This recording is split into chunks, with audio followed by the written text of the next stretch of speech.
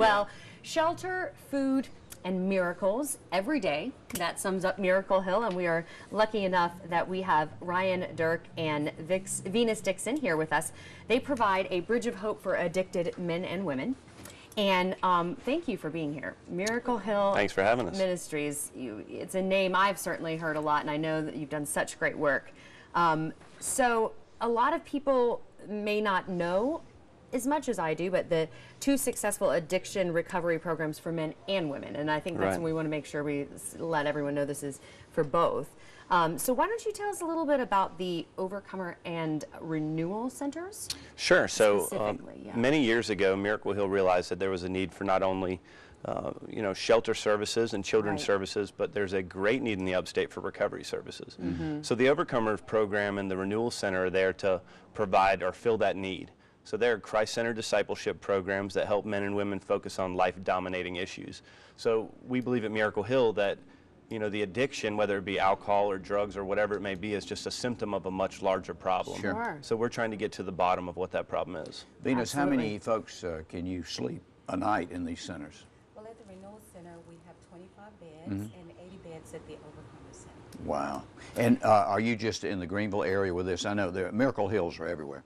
Right, so the Overcomer Center and Renewal Center are in near downtown Greenville. Right. But we get people from all over the upstate. So, when there's a need in, say, Spartanburg, sometimes from our shelters, they'll send them to us. Venus, how long do they typically stay? Normally, they stay with us a minimum of 6 months in the inpatient phase of the program and 7 months for the Overcomer Center. That's a long time. And once they have completed the inpatient phase, they have the opportunity to go into our transitional housing, where they can stay for up to 1 year. So when we shop at the Miracle Hill thrift shop, that money goes to help this?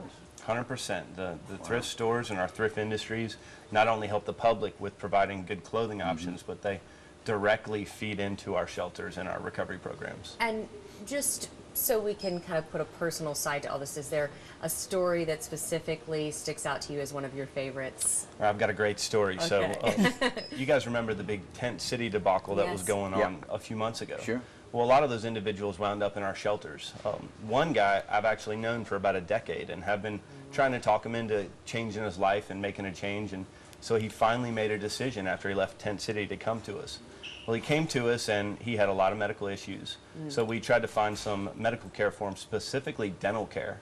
And this gentleman, a donor, stepped forward and provided some dental care for him. And so this guy holds the record for the most teeth pulled in one sitting, 16 teeth. Wow. But a donor kept stepping forward and has provided teeth for him, and this gentleman's still in our care, still working on changing his life, and it's just amazing to see somebody can go from a tent under a bridge to really becoming a productive member of our society. Oh, wow. Well, that certainly illustrates what you're doing here. Real quickly, that number on the screen, if an addicted person is watching or a family member, call that, or how about a website?